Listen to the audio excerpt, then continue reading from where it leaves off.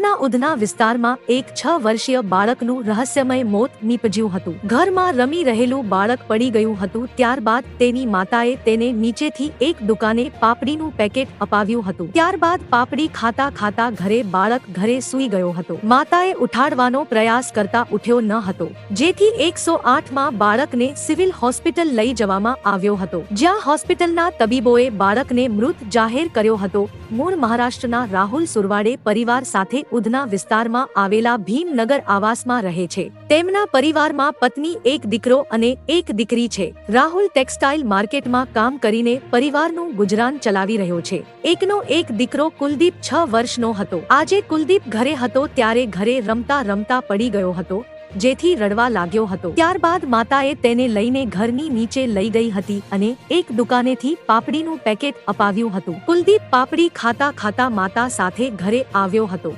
ત્યારબાદ કુલદીપ સૂઈ ગયો હતો, જેથી માતાને તેને ઉઠાડવાનો પ્રયાસ કર્યો હતો, જો કે કુલદીપ ઉઠ્યો ન હતો।